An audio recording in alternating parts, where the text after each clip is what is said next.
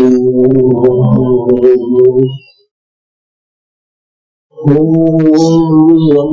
भगवते वासुदेवाय। नमो भगवते वासुदेवाय। नमो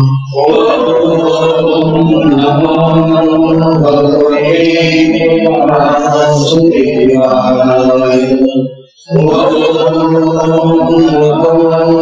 भगवते वासुदेवाय।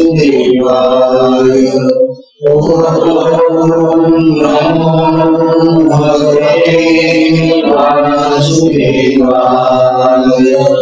श्री सद्गुरुनाथ महाराज की जय। अवधूत चिंतन श्री गुरुदेव दत्त। परम पूज्य श्री सद्गुरु संत ज्ञानेश्वर महाराज की जय।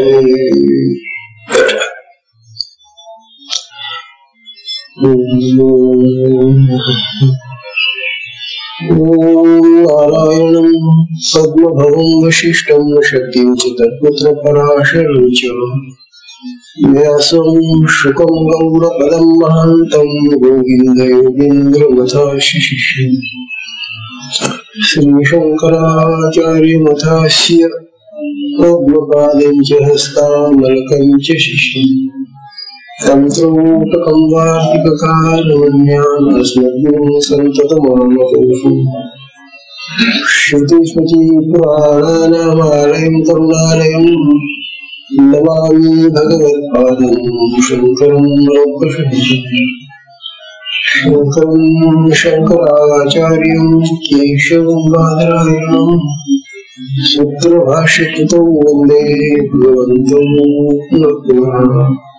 नित्यं शुद्धं निराभासं निराकारं हिरण्यं नित्यबोधं चिदानन्दं ब्रह्म नमाम्यहं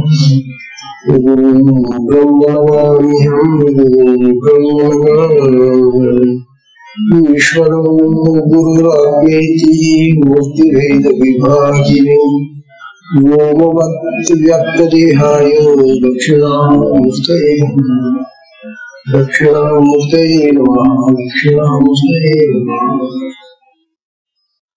श्री सद्गुरुनाथ महाराज की जय। अवधूत चिंतन श्री गुरुदेव दत्त। परम पूज्य श्री सद्गुरु संत ज्ञानेश्वर महाराज की जय। परम पूज्य श्री सद्गुरु संत ज्ञानेश्वर महाराज साधकांचे माये बाप बालविधी आणि भगवान विष्णूच्या अवतार करून बसलेले ज्ञानोबा यांचा श्री अमृतानुभव तथा अनुभवामृत नावाचा हा ग्रंथ आपण पाहत आहोत। या ग्रंथाचे हे 7वे पेकेड अज्ञान खंडन म्हणून चालू आहे। ज्ञानोबा कालपासून आपल्याला आपल्या देहामध्ये असलेला जो आत्मा आहे त्याचे स्वरूप सांगत आहे आणि या आत्म्याचे स्वरूप सांगत असताना तो आपल्याला प्राप्त व्हावा, विशेषतः साधकांना तर तो प्राप्त व्हायलाच पाहिजे असा ज्ञानोबांचा मनामधला हेतू आहे आणि फार कल्पनेचा हेतू येतो। साधकांना जो आत्मा कळला नाही किंवा त्यांना प्राप्त झाला नाही तो जगामध्ये कुणालाही मग तो कसा प्राप्त करता येईल, म्हणून साधकांना तो प्राप्त व्हावा म्हणून ज्ञानोबा आपल्याला अनेक उदाहरणांनी दृष्टांतांनी तो विषय अतिशय स्पष्ट आणि सोपा करून सांगताय। आजची 254 झाली होती। त्या 254 मध्ये आत्म्याचं स्वरूप सांगत असताना ज्ञानोबा सांगत होते, किंवा गुणा ऐसे आत्मेने आत्मा प्रकाश न चेतूची वैसे जयासी तो। ज्ञानवांनी आपल्याला काल असं सांगितलं की आत्म्याचं प्रकाशन आत्म्याकडूनच होतं. आत्मा स्वयं प्रकाश आहे. त्याचा प्रकाश दुसऱ्यांना मिळाल्यामुळे दुसरे प्रकाशित होतात. मग त्याच्या प्रकाशाने सगळे प्रकाश देणारे इतर सुद्धा तारे ग्रह जे आहेत ते सुद्धा प्रकाशित होतात. मग अशा आत्म्याला पण प्रकाश देईल आणि कुणाच्या प्रकाशामुळे तो प्रकाशित होईल. तेव्हा आपल्याला प्रकाश देणारा कोणी नाही जगामध्ये, त्याच्याशिवाय दुसरा कोणीच नाही. आणि म्हणून त्याचं प्रकाशन त्याच्याच प्रकाशाने होतं असं ज्ञानवा समजलं. तेव्हा हा जो आपल्याला आपल्याच्या प्रकाशाने प्रकाशित करण्याचा जो उपाय आहे तो ज्ञानवा म्हणतात. हे उदाहरण देतात ते न चेतूची चेऊ बैसे जय असेल तो. ज्ञानवा म्हणतात एखादा विषय झोपलेला असताना त्याला त्याच्यामुळे जाग येते. आता तो झोपलेला आहे त्याला कोण जाग करणार आहे. आता आपल्याकडे जागे करण्याची पद्धत आहे म्हणून आपण जाग करतो. परंतु आपोआप जाग होणं जे आहे जसं आपोआप झोपी जाणं आहे, आपोआप झोपी जाणं आणि आपोआप जाग होणं या ज्या नैसर्गिक क्रिया आहेत त्यामध्ये आपोआप जाग होण्याची जी क्रिया आहे ती कोण करतं? दुसरं कोण करतं का आपोआप चालणार? तर आपोआप त्याचा तोच जागा होतो. याचा अर्थ असा की ते जे जागृतीचं कार्य आहे ते तो आत्माच करतो. तोच त्याला झोपवतो, तोच त्याला जागा करतो, तोच त्याला स्वप्न दाखवतो. आत्म्याशिवाय सगळे व्यवहार जे आहेत आपले ते होऊ शकत नाही. आत्मा देहात असला तर आपण सगळ्या गोष्टी करू शकतो आणि देहामध्ये आत्मा नसू द्या त्याचं कार्य बंद झालं की देहाची हालचाल वगैरे सगळं बंद होतं. अशा प्रकारचा हा जो आत्मा आहे तो स्वयंप्रकाश आहे असं ज्ञानोबा आपल्याला सांगतात. अशा स्वयंप्रकाश स्वरूप असलेल्या आत्म्याचं ज्याला ज्ञान होतं त्याचं नाव ईश्वर आहे. तो ईश्वर स्वरूप विषय होतो की ज्याला आत्म्याचं ज्ञान झालं. तो आत्मज्ञानीच होतो ना. आता ज्ञानोबा आपली ईश्वर स्वरूपच होत ना. भगवान होते. या आत्म्याचं ज्याला अज्ञान असतं जसं लोकांमध्ये आहे त्याला जीव म्हणतात आणि जीव भावात राहतो. तेव्हा जीव जो आहे जीव म्हणजे काय? देहाला आत्मा समजतो. त्याला मूळ आत्म्याचं स्वरूपच कळत नाही असा जो असतो त्याला जीव म्हणतात. म्हणून जीव जो असतो त्याला आत्म्याचं ज्ञान झालं. तेव्हा देव आपल्याला समजावे की असा हा जो आत्मा आहे तो आपल्या देहामध्ये आहे, ज्ञान स्वरूप आहे. तेव्हा अशा आत्म्याचं स्वरूप जाणार. त्यानंतर ही 255 येते. आजच्या या 255 मध्ये ज्ञानोबा सांगणारे स्वय दर्शनाची सवा, स्वय दर्शनाची सवा अवघियाची जात भावा. अवघा काय म्हणतायत? अवघाची या जात भावा तरी निजात्म भावा न मोडत आहे. तरी निजात्म भावा न मोडत आहे. ही ओळी आता तशी वास्तू करणारी नाही पण ते जे शब्द आहेत ते आपल्याला अवघड झाले. स्वदर्शनाची सवा म्हणजे काय? ज्ञानवंता स्वतःच्या दर्शनाच्या इच्छेने सेवा, स्वतःच्या दर्शनाच्या इच्छेने त्या आत्म्याला जेव्हा स्वतःला स्वतःच पाहायचं असतं तेव्हाच तो द्रष्टा दृश्य आणि दर्शनरूप त्रिपुटी तयार होतो. तेव्हा तो द्रष्टा दृश्य आणि दर्शन या रूपाला प्राप्त होतो. म्हणजे अवघी, अवघा म्हणजे काय? द्रष्टा दृश्य दर्शन अवघी म्हणजे सगळे. या सगळ्यांना तो जेव्हा निर्माण करून त्रिपुटी होते तेव्हा आत्म्याला स्वतःला स्वतःचं पाहायचं असलं तर तो त्रिपुटी तयार करतो. दृष्टा बनतो, दृश्य बनतो, दर्शन होतोच. तरी निजात्म भावानं मोडत आहे. जरी तो त्रिपुटीत वाटला गेला, दृष्टा झाला, दृश्य झाला, दर्शन झालं, तरी पण त्याचा एकात्म भाव मोडत नाही. तो एकच राहतो. आपलं कसं नाही, आपल्या त्रिपुटीमध्ये भेद आहे. जसं आता आपण एखादी वस्तू पाहिली किंवा काही वाटी पाहतो, वाटी ही वस्तू आहे, वेगळी आहे. माझ्या पाहणारा डोळा आहे, दृश्य वाटी आहे आणि वाटीचे आकार आणि दर्शन आहे. तेव्हा यामध्ये तिन्ही गोष्टी भिन्न आहेत. तसं आत्म्याच नाही. आत्मा द्रष्टाही आहे, दृश्यही आहे, दर्शनही तोच आहे. म्हणून त्याचं एकात्म भाव त्याचा जो आहे तो मोडत नाही. तो एक रूपच राहतो असं ज्ञानाला समजावे. आता या आत्म्याला स्वतःला पाहण्याची काय गरज असं कोणी म्हणेल. तो असा त्रिपुटीमध्ये कशाला जाईल? म्हणतात त्याला त्रिपुटी नाही, तो द्रष्टाही नाही, दृश्य नाही, दर्शन होत नाही आणि त्याला स्वतःला पाहण्याची इच्छा नाही. मग हे कशाला सांगतात आम्हाला? हे एवढ्यासाठी सांगताय की आत्मा काय करू शकतो, कसा होऊ शकतो, तो त्याला काही होणं शक्य आहे. आणि या सगळ्या विश्वाचा व्याप तो घेतो, सगळ्या विश्वामध्ये व्यापून आहे तो, सगळ्या प्राणी मात्रांमध्ये तो आहे, सगळं मोठा आहे तो. तेव्हा त्याला त्रिपुटी धारण करणं काही कठीण नाहीये. आणि म्हणून त्याचं जे कर्तृत्व आहे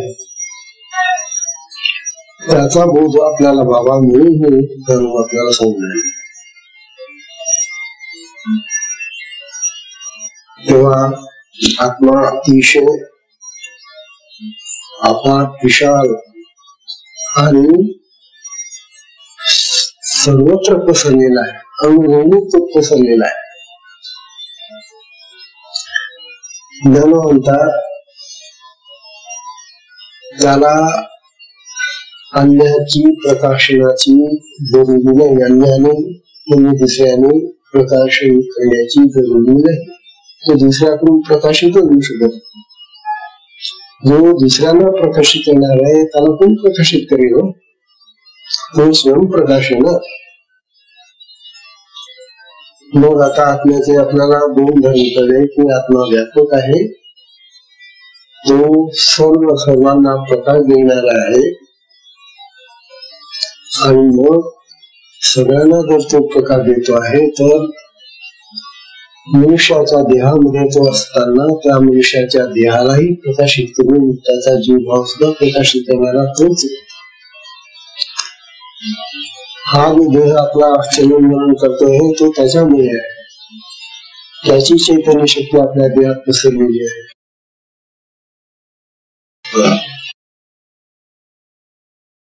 मग ही गोष्ट ठरली आता की देह जीव भाव आहे. जीव भावाला तो देह असावा लागतो किंवा देह भाव असताना जीव भाव येतो. आता प्रत्येकाला आपल्याला देह आहे, देह भाव असल्यानंतर जीव भाव राहतो असं. परंतु जीव म्हणा का देह म्हणा आत्म्याशिवाय राहू शकेल का?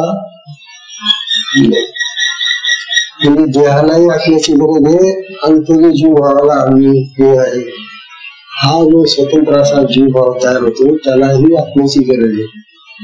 पण जीव भावामध्ये सुद्धा तेच चैतन्य होतं तेव्हा तो जीव होतो. म्हणजे देह, जीव आणि आत्मा यांचे संबंध फार जवळचे.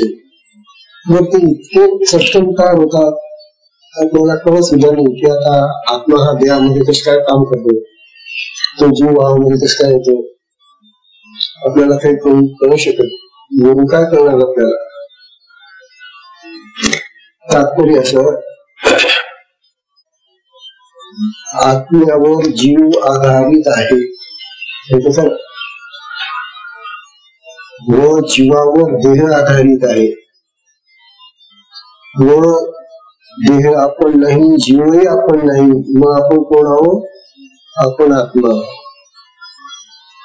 असं एक एक सोडत गेलं तर आत्म्याकडे जाता येईल आपल्याला. तरी सुधाव कसं, आमचा देहभाव आमचा जीवभाव सुचतच नाही. किती समजून सांगा तुम्ही, आज तुम्ही आत्मा म्हणा ना, तुम्ही मी आत्मा आहे, मी आत्मा आहे, मी ब्रह्म आहे, मी आत्मा आहे असं म्हणा तुम्ही, पण म्हणून काय उपयोग. म्हटलेलं जे असतं ना ते पुन्हा विसरून जातात आणि जसे ठेवून जातात. पुन्हा जसं तसं मी म्हणून दे, हे ज्ञानोबांनी आपल्याला या सगळ्या ग्रंथावरून वारंवार सांगण्याचा प्रयत्न केलेला आहे, विशेष साधकांसाठी. तेव्हा मी आत्मा आहे हे आमचं दृढ होत नाही ज्ञान, आणि त्यामुळे मग आम्हाला जीव व्हावा लागतो. त्याच्यासाठी ब्रह्मा म्हणतात, अरे तुम्ही हा अमृतानुभव वाचा, ऐका. हा वाचल्याशिवाय तुम्हाला जीव भावातून देहभावातून आत्मभावावर जाताच येणार नाही. आता हे जे पशु पक्षी प्राणी विचारले ते तर जीव भावातच देह भावातच राहतात. ते प्राण्यांना आत्मभाव कधी येऊ शकत नाही. कसं म्हणतो सांगा ना, जिथं आमच्यासारख्या माणसांना ऐकून सुद्धा येत नाही, आम्ही एवढंही सांगतात, सगळं साधू संत सगळे सांगता आम्हाला, तरी आम्हाला तो आत्मभाव येत नाही. मग या प्राण्यांना कसं म्हणतो. म्हणून प्राण्यांचा जन्म, पशु पक्ष्यांचा जन्म जो आहे तो अनेक योनीमध्ये पुन्हा उद्भूत होणारा देव असतो. तेव्हा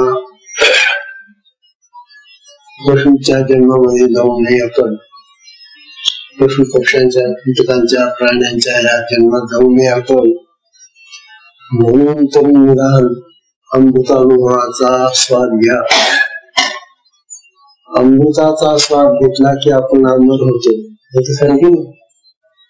आणि हे जे अमृत आहे ते आपल्या देहात येणं, तुम्ही जायला नको, तुम्ही जाऊच नका. तेव्हा त्या अमृताचा स्वाद घ्या आणि अमर व्हा, असं जणू आपल्याला सांगतात. तेव्हा श्री दर्शनाच्या स्वभावाच्या लातसे भावा. देह, इंद्रिये, मन, बुद्धी, प्राण, इतर गोष्टी आपल्या देहामध्ये, पण या सगळ्यांना चेतना देणारा आत्मा आहे. मुळात सगळा देह तो चालवतो. या देहाची जी इंद्रिय आहेत त्यांना तो चालवतो. मन, बुद्धी, चित्त, अहम या अंतःकरणातल्या इंद्रियांना तो चालवतो. पंचप्राण आहे, पंच उपप्राण आहे, असे 10 प्राण आहे. त्या 10 प्राणांनाही तो चालवतो. एवढं काम करतो आत्मा बघा ना आपल्या देहामध्ये. आणि त्या मनाने आपण आत्म्याचं काय करतो, तो आपल्या देहामध्ये राहून इतकी कामं करतो आपली, आणि झोपेतही तो जागा राहतो. मग आपण त्याचा विसर कसं काय करता. आत्म्याला विसरू नका साधकांनो, साधकांनो, साधकांनो, आत्म्याला विसरू नका बाबांनो. असं ज्ञान सांगतात. तो खरा ईश्वर आहे, तो खरा भगवान आहे, तो परमात्मा आहे, तो राम कृष्ण देव दत्त वगैरे सदा तोच आहे. त्याचीच नाव आहे ती सगळी बाहेर. पण आमचा एखाद्या देवाला एक नाव दिलं की बस तेच नाव, आणि तो जो देव मग तो आम्हाला कळत नाही कसा आहे. सनातन विसरून तो देवाचं नाव देतो. म्हणून आत्म्याला विसरू नका असं ज्ञान आता आपल्याला वाढवून. तोच अनेक रूपांनी बाहेरही म्हटलेला आहे. अनेक रूपे त्याची, सगळे देव देवता तोच आहे. देव देवता काय, पण ही झाडं वृक्ष वनस्पती सगळे जेवढे जेवढे जिवंत आहेत ते सगळे तोच आहे. एक छोटीशी गोष्ट होती.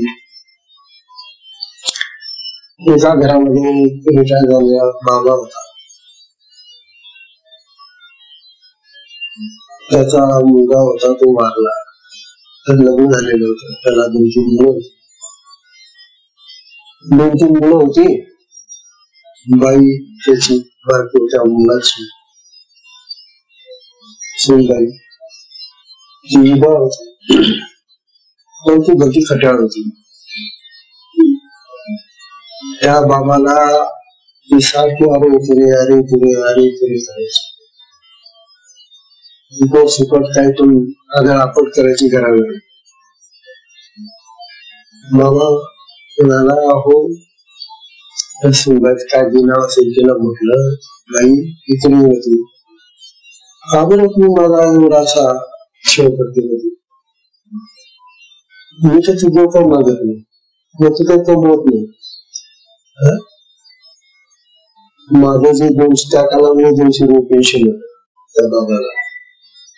आज 200 रुपये होती.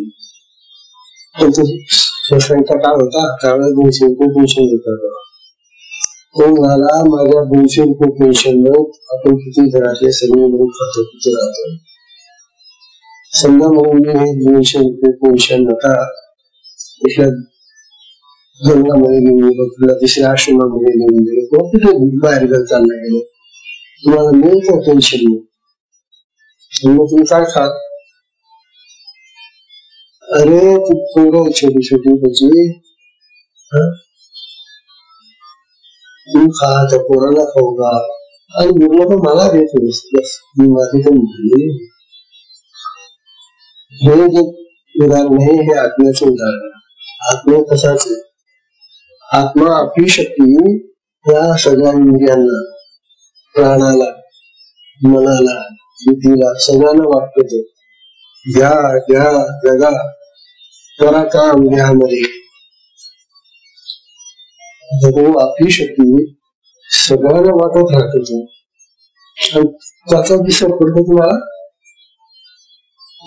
मला मग काय करा, काय चालू काय सगळी इंद्रिय पण मग तिला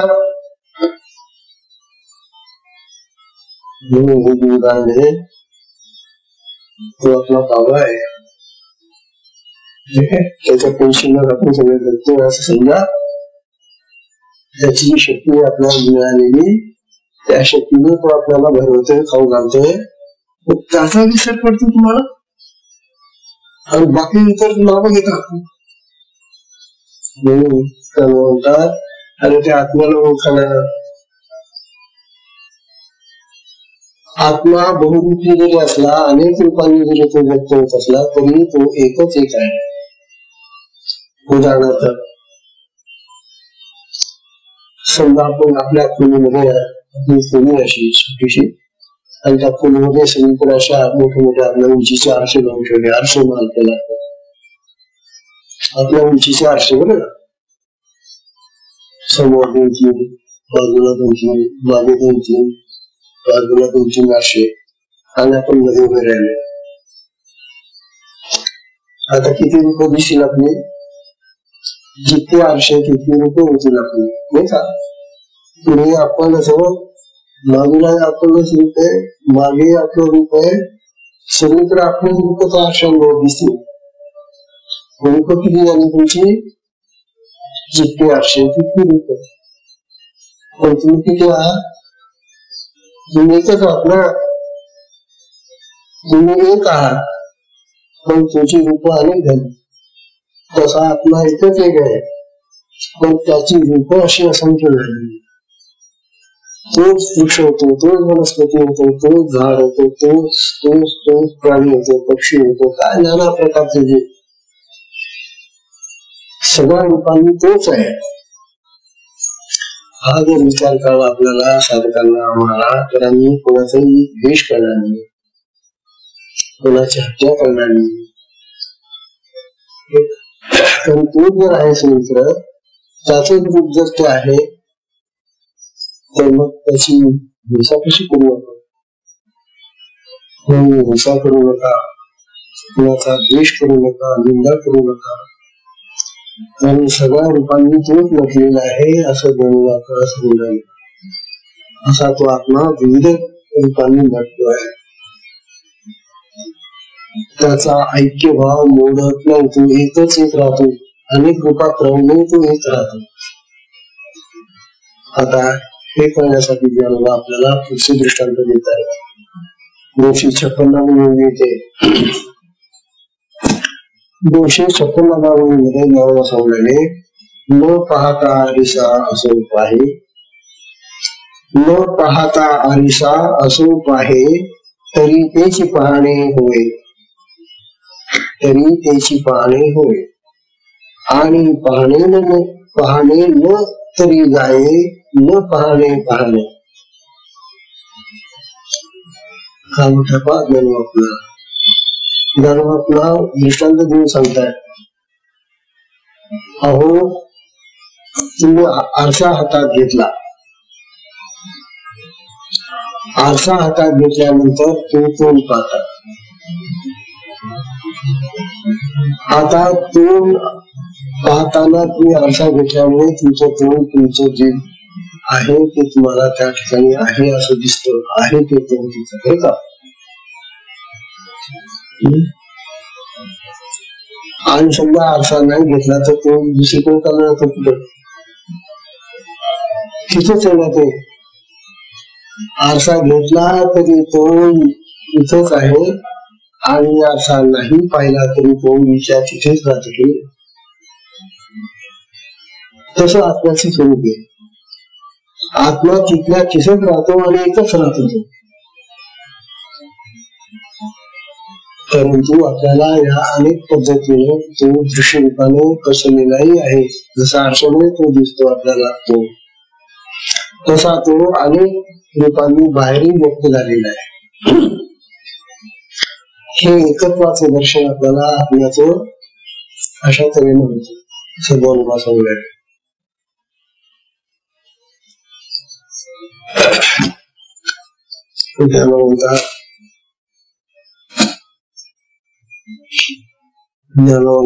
त्रिपुटी कल्पित आहे. हे जे दृश्य दर्शन हे जे आहे आत्म्याचं, ते कल्पित आहे, हे खरं नाही. आणि त्रिपुटी जर कल्पित आहे असं कळलं तर मग आत्म्याचं स्वरूप आपल्याला कळायला लागतं, ते एकच एक आहे बरं का. तुझा दृष्टांत पुन्हा देतात ज्ञानोबा 257 येते. भनतैसा फाके परी एकपणा न मुके, सोपी येत आहे. भनतैसा फाके तरी एकपणा न मुके, नाना संकोचे तरी असके हाची आखी, नाना संकोचे तरी असके हाची आखी. आता ज्ञानोबा या ओळीमध्ये आपल्याला असं सांगताय की हा आत्म्याचा विस्तार, पसारा, फैलाव किती फाकला, आत्म्याचा हा फैलाव किती मोठा झाला तरी त्याचं एक पण मोडत नाही, तरी एकपणा न मुके. तात्पर्य असं की आत्म्याचा फैलाव, आत्म्याची रूप कितीही पसरली तरी या पसरलेल्या सगळ्या रूपांमध्ये तो जो आत्मा आपल्याला दिसतोय तो अनेक झाला नाही, तो एकच आहे.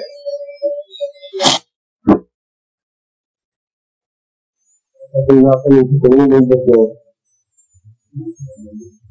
प्रत्येकाला देव आविका ज्ञाना कार्य रूप नाव आहे वेगवेगळं आहे असं आपले म्हणतो. प्रत्येक जण आपण वेगवेगळे बसलेलो आहोत, वेगवेगळे आहोत असं समजतो, परंतु आपल्यामध्ये असलेला आत्मा हा सगळ्यांचा एकच होतो. ही आत्म्याची रूप कमी बसलेली अनेक रूपांनी तो या रूपामध्ये आहे केला, त्या रूपामध्ये बसला, त्या रूपामध्ये बसलेला. तात्पर्य आपला देश म्हणजे आरसा आहे आत्म्याचा, एकच एक आत्मा आहे. आणि जसं त्या आरशामध्ये ते आरशामध्ये दिसतो, तसा हा आत्मा आपल्या देहाच्या आरशामध्ये प्रकाशित होतो, दिसतो. सगळ्या देहांमध्ये तो एकच एक आहे, आत्मे नाही. आत्मा अनेकत्वात नाही, आत्मा एकत्वात आहे, एकच एक आहे. महाराज विजय संगीतपती आम्ही भिन्न आहोत म्हणजे कोणाच्या जातीकडे तुम्हाला पाठीकडे संस्थेला नको असे नको. हा जो पुरस्कार आहे आमच्या मनामध्ये त्यांच्याबद्दल किती गैरसमज आहे. अरे तुझ्या ठिकाणी जो आत्मा आहे तो त्याच्यात नाही आहे, तसाच आहे, जो तोच आहे. तुझा आत्मांचा आत्मा दोन नाही तुला, कोणी एकच आहे. आत्मा जो एक आहे सगळ्यांचा, तर भेद कशाला मानता तुम्ही? भेद कशामुळे होतो? देहामुळे. या देहाकडे मी पाहतो, देह भाव होतो आणि मग भेद तयार होतो, आणि भेदामुळेच मग या सगळ्या गोष्टी निर्माण होतात. भेदामुळे अज्ञान निर्माण होतं, अज्ञानामुळे निश्चय मग पाप करतो. असं याचं ते आपल्याला आत्मा एकच आहे, सगळ्यांचा आत्मा एकच आहे. हे जो कळणारा सगळ्यामध्ये कधी उद्भवणार नाही, कधी भांडणे होणार नाही. घरामध्ये सुद्धा समजायचं सासू जायचं, कधी भांडणे होणार नाही.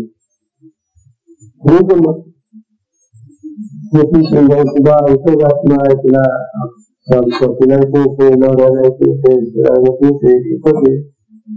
घरात भांडण कशावर केलं?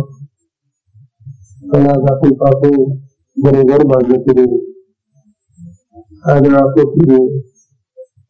त्याचे कारण हे ते अज्ञान आहे. असे अज्ञानामुळे हे सगळं घडतं. तेव्हा असं सांगितलं की आपल्याला अनेक नामे आहेत, अनेक रूप आहेत, अनेक आकार आहेत, प्रकार आहेत, बरं का? परंतु तो एकच एक आहे. कितीचं नाव द्यायला देईल? 1000 नाव द्यावं त्याला, नाव तुमची आहे. तुम्ही त्याला काही नाव द्यायला, उदाहरणार्थ जो पाणी, त्या पाण्यालाच आपण किती नाव देतो. आता आपले पाणी म्हणजे मराठीमध्ये, हिंदीमध्ये पाणी म्हणतात, पाणी तो जल म्हणतात. जल आहे, नीर आहे, जल आहे, कितीतरी शब्द एकाच पाण्याला आहे. मग पदार्थांना सुद्धा अनेक नाव असू शकतात. अरे एकच मनुष्य कितीतरी नावांनी नात्यांनी गुंतलेला आहे. बाकी माणूस एकच आहे, एकच व्यक्ती आहे. कोणती व्यक्ती कोणाचा बाप असते, कोणाचा मुलगा असतो, कोणाचा सासरा असतो, ते कोणाचा जावई असतो, असं कोणाचा मामा असतो, ते कोणाचा काका असतो. किती आपण बघा, एक माणूस आणि त्याच्यावरती तेवढं निर्माण झालं नात्यांचं. हे तुम्हाला सांगतात. एक माणूस काका चालतो, मामा चालतो, बाबा चालतो, आजोबा चालतो, मुलगा चालतो, सगळं चालतं. ते एकच माणूस. आणि आपल्याला तुम्ही कधी एक मिळत सर्व आत्माही स्वतः एकच होतो. आपल्याला तेव्हा आपल्याला सांगताय की यामध्ये म्हणजे अनेक प्रकारचे वाद आहेत शास्त्रामध्ये, त्या सगळ्या वादांचे खंडन झाले या भूमीवर. परिणामवाद आहे, अजातवाद आहे, हे सगळे वाद म्हणजे वादामध्ये पडतात. त्यांचे सगळे वाद निवारण जाणून त्या भूमीमध्ये करून टाकले आहे. उपयोग काय केले त्याच्याला वाद घालतात.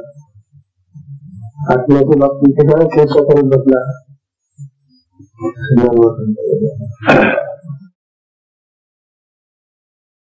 हा जो आत्मा आहे ना, तो आत्मा कसा होणार?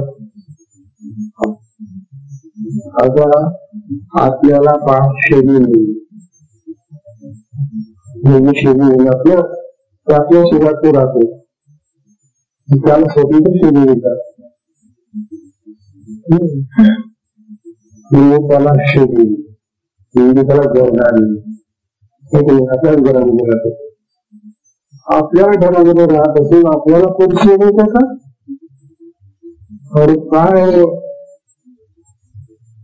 तुमच्या घरामध्ये राहतो ते बरोबर तिथे तो राहतो नाही आणि तुम्ही त्याला ओळखत नाही, तुम्ही त्याची आठवण करत नाही. जेवताना तरी परत वाटत तुला झाला शिव ती समजून आली मी खातो असं तरी म्हणा, त्याला बरं वाटलं ना. आपण चांगले वेळ पण आपल्या आठवण करतात, जेवताना तरी करतात तिथे. म्हणून आपल्याकडे जेवताना मंत्र म्हणण्याची पद्धत आहे, जेवणाचे मंत्र आहे, स्नानाचे मंत्र आहे, सगळे मंत्र आपल्या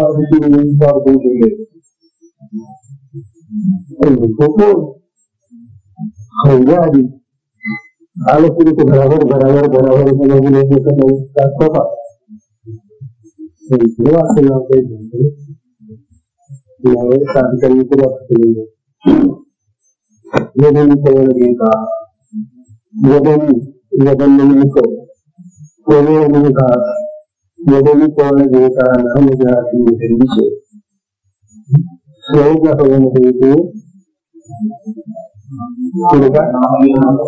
फुकाचे नावे घेतात, फुकाचे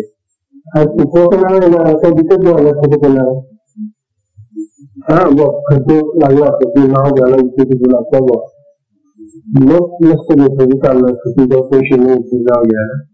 पुस्तकाचं नाव आहे मग असं पुस्तकाचं नाव घ्यायला खर्च नाही, काही नाही. मग तोंडाने असलेले सुद्धा म्हणत हे आत्मराव हे दत्तप्रभू, हे श्रीरामा, हे पांडुरंगा, हे हरिकोण घ्या, सगळे नावं त्याचीच आहे. हाही विचार महत्वाचा आहे की आपल्याला काय वाटतं ते शिवाचं नाव घेतो ना मग तो शिव भक्त झाला, हा विष्णूचं नाव घेतो ना हा विष्णू भक्त झाला, हा दत्ताचं नाव घेतो ना हा दत्त भक्त झाला. आणि ते सगळं वातावरती तर आहे, सगळी नावं त्याचीच आहे. तो काय होतो आत्मराज आणि तो एकच होतो. नावं भिन्न असली तरी हे भिन्न नाही. म्हणून कुठल्याही देवाचं नाव घ्या, कुठल्याही नावाने हाका मारा बोला, तसं पाहिलं तर तो त्याला नावच नाहीये, नामी होतो नामी होतो. स्मरण करा हे आत्मराव तुला नाव मी काही नाही तरी तुझा पालन होत नाही. म्हणून नाव घेतलं जगून त्याचं नाव घ्यायला पाहिजे, आत्म्याचं नाव घ्यायला असं म्हणून आपल्याला म्हणून राहिले. त्याला देह नाही, त्याला अवयव नाही, त्याला डोळे नाही, हात नाही, पाय नाही, काहीच नाही, त्याला तोंड नाही. कसं आत्मा असेल आणि तो आपल्या वेळ राहतो.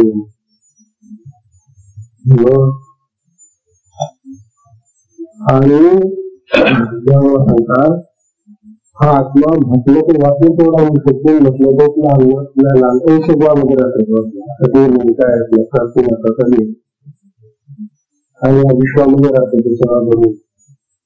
म्हणजे मोठातला मोठा विश्वा एवढा होतो आणि लहानातला लहान त्या देहा एवढा होतो. असं तुम्ही केली असं ते दुसरं मोठं चालते हा ते आपला दिवस कोणती मुलगी पाहायला पाहिजे तिथं नाही पाहत नाही. आत्मा को रहती आत्मा नाम जैसा नहीं है। आत्मा को भी देते थे मेरी को आत्मा आज आत्मा ध्यात्मा आज हाथी को आत्मा आत्मा होते सारखे हे कळत हमारा आपल्याला काय वाटतं देह मोठा असल्याचे आपल्याला मोठा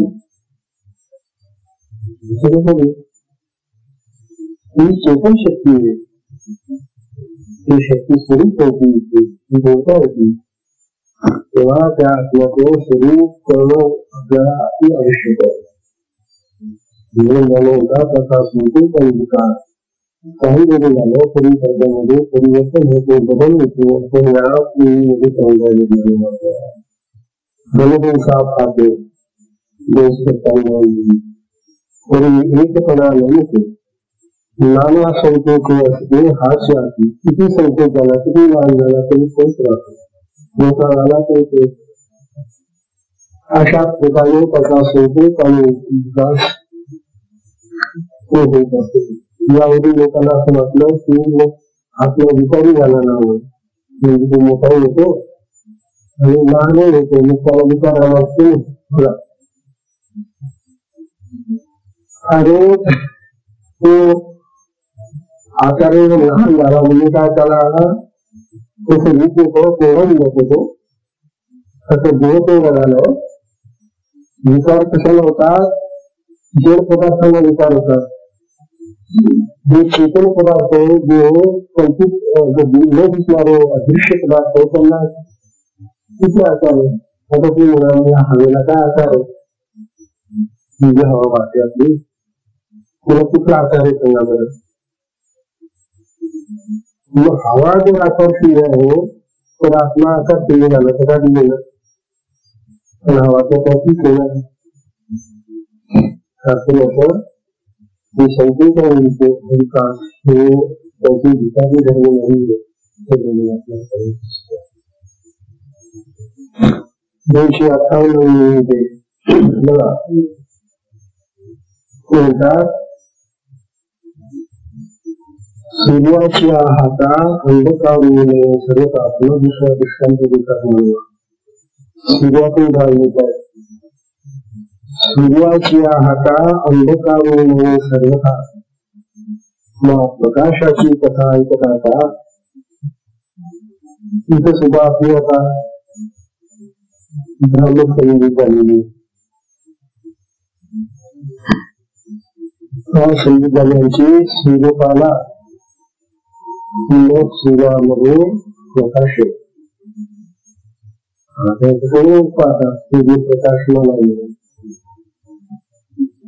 लोक सूर्याला जर विचारलं आहे सूर्यनारायणा तुझ्यावरला प्रकाश तो आम्हाला दाखवतो पण आम्ही वो अंधार पाहतो तो तुला दिसला पाहिजे सूर्यानंतर विजन पाहतो लोकांच्यामध्ये तुझ्या घरी बोला सूर्याला आणि विचारा त्याला हे सूर्यनारायणा तो अंधार पाहिला करे सूर्याला अंधकार माहिती का जर अंधकार माहिती नाही तो प्रकाशही माहिती नाही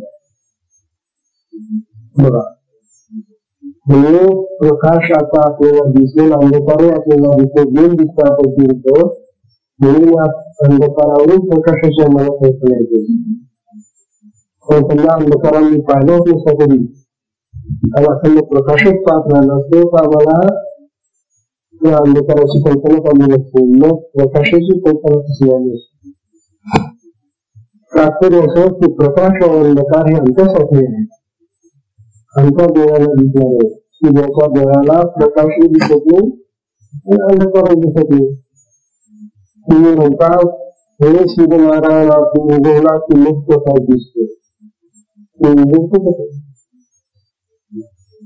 सूर्य कशातून उगवतो जमिनीतून अरे तो कुठे उगवत नाही किंवा मावळतो मावळा म्हणतो मावळा खाली तो खालच्या आंबेची आता सुरुवात झाली सकाळ झाली तिथे किती गुण आहे ना, त्या गुण सृष्टीच्या भोवती सूर्याकडे आपण फिरत आहे. किती फिरल्याने त्या सूर्याचा प्रकाश ज्या समोर भागावरील तिथे प्रकाश दिसतो. अंधे भाग मागच्या बाजूला तो तिथे अंधार राहतो. म्हणजे साधी गोष्ट नव्हतं. तेव्हा सूर्याला प्रकाशी नाही, अंधारही नाही. हा आपल्यासाठी प्रकाश आणि अंधार सूर्याचा आहे. तर आपल्याला अंधार दिसतो, प्रकाशही दिसतो त्याचा. पण सूर्याबरोबर गेलो आपण आणि त्याला सांगितलं की बाबा तो प्रकाश आणि अंधार तू काय नाही करेल. तो म्हणतो मला माहितीच नाही काय प्रकाशाचं. मी आपलं नेहमी ठेवत असतो का तुम्हाला काही दिसेल प्रकाश दिसून होता अंधार आणि तो मावळ केली. सूर्यकडे मावळतो का कसा मावळेल तो. हे मावळणं आणि उगवणं सुद्धा आपल्या दिशेने तुमच्या पलीकडे गेला, पर्वताच्या पलीकडे गेला की मावळा म्हणतो. त्याच्या पलीकडे वर आला की उगवला म्हणतो. हे काही उगवणं मावळ होते. तात्पर्य सूर्याला जसं ते नाही लागू तसं आत्मा होतो. आत्मा अखंड प्रकाशित आहे. त्याला हे ज्ञानही नाही, अज्ञानही नाही, प्रकाशही नाही, अंधकारही नाही, उगवणे नाही, मावळणे नाही. त्याला संकेत होणे माहिती नाही, विस्तारित होणे माहिती नाही, विकास होणे माहिती नाही. तो आहे तसाच आहे. असा हा आत्मा.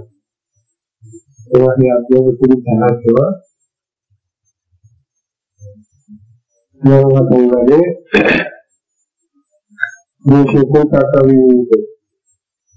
या ओळीमध्ये आपल्याला सांगतात अंधार का उजवडी. अंधार का उजवडी हा एकला उचलडी जैसा का मार्तंडी बनत होत. ते दृष्टांत म्हणतात अंधार असो की उजेड असो, सूर्य कुठेही असला तरी तो एक रूपच आहे. जैसा का मार्तंडी मार्तंडी सूर्य जैसा का मार्तंडी बनत होत. तो भटत घेऊन कुठे जातो ना, तो आहे तसंच राहतो. त्याच्यामध्ये अंधार नाही, त्याच्यामुळे अंधार नाही, त्याच्यामुळे प्रकाश नाही. प्रकाश आणि अंधकार आमच्या दिशेने आहे. त्याच्या दिशेने प्रकाशही नाही, अंधकारही नाही. हे जर आपल्याला कळलं तर आपल्या आत्म्याच्या सुद्धा हेच आहे. तेव्हा आत्मा आपला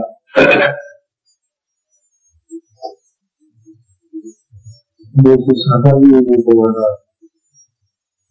पैसा त्याप्रमाणे आवडत बोलतो आनंदलिया ही कौतुके तरी याचे हा नसते हास्य. आनंदलिया ही बोलते कुठल्या भूमिकेवर तो आरूढ हो. भूमिका समजलं काय स्थिती असते. हे काही दिवस शिकाऊ म्हणू लागतो, मग तो कारकून होतो. कारकुनाचा मग तो अधिकारी होतो. त्याच्या भूमिका बदलत जातात. म्हणून या आत्म्याचं द्रष्टा ही भूमिका आहे, दृश्य ही भूमिका आहे, दर्शन ही भूमिका आहे. कुठल्या भूमिकेमध्ये तो जाईल तो नियंत्रण करतो. जसा तो शिकायचा अधिकारी झाला तरी माणूस तो गेला समाज बदलून गेला.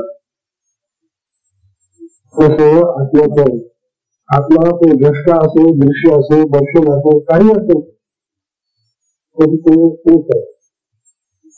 म्हणजे कुठल्या भूमिकेवर गेला तरी आत्म्यामध्ये बदल होत नाही. आपला बदल होते, आपला प्रचंड बदल होते. अधिकारी झाला तरी त्याला अवतार यायला लागतो, त्याला सर्व वाढायला लागतो, त्याला पैसा मिळायला लागतो, त्याला उन्नत होतो. हे आपल्याला होतं तर आपल्या काहीच होते ते कोणत्याही भूमिकेत असतो. म्हणून आपल्याला पैसे साठवणं होतात ते पैसा आवडत नाही त्याला कोणत्या दिवशी कुठल्या दिवसा ज्याला तो आवड येऊ शकतो आरोग्य आहे पैसे मला पैसे का भूमिकेमध्ये आवड होते तरी या तो आनंद हा पैसा परंतु तो जसा आहे तसा त्याच्यामध्ये कुठलाही फरक पडत नाही आता या गोष्टीला बरोबरनी पुढच्या संगीतामध्ये कृष्णाच्या दोन हा विचार आपल्याला सांगायचा आत्म्यामध्ये काही बदल देत नाही आत्मा जसा आहे तसाच राहतो तेव्हा पती कसा तो आत्मा तेव्हा पती कसा केलेला आपल्याला बोललो का अरे आपल्या देहाला बोललो आपला जन्म आपलं बोलून शकत आहे आपलं अखंड हृदय आणि आपल्या देहाच्या आत्म्यामध्ये उतार पण जातात स्त्री संस्थेची जसे अनेक धाडी आपण बुडवल्या पाण्यामध्ये त्या पाण्याने बुडवलेल्या धाडी आपण पाणी धाडी पण बुडवलेल्या त्याच्या तसं हे आपलं चैतन्य जे आहे त्या पाण्यासाठी भरलेलं आणि त्याच्यामध्ये हा घट म्हणतात त्याला ज्याला घट म्हणते ते सगळे घटका पिण्याच्या चैतन्याच्या पाण्यामध्ये बुडालेले सगळे मग देह विकास आणि जातात देह जन्म घेतात आणि देह मरतात आपण बरेच पाहतो बरेच किती लोक म्हणून राहिले आता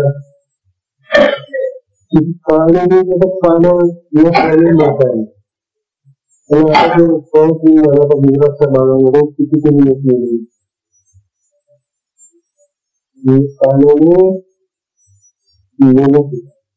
पाण्याने जगतात जन्माला होतात जगतात हा योग देहाचा आहे तसं आपल्याकडे हा आला तेव्हा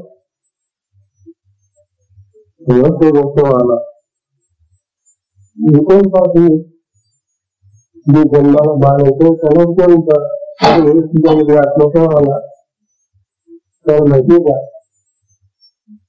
अरे तुझ्यातला आत्म्याचा अंश तो गर्भामध्ये असताना त्याच्यामध्ये असतो आपल्या चैतन्य गर्भामध्ये जे अशी जात असते ना ती होते त्याच्यामध्ये तो फुटतो किंवा जसा कसा फुगवतो आपण आणि ते फुगे कसे मोठे होतात तसे गर्भ जे आहे त्या गर्भामध्ये ते चैतन्य आपले चैतन्य शिकतो मोठा होतो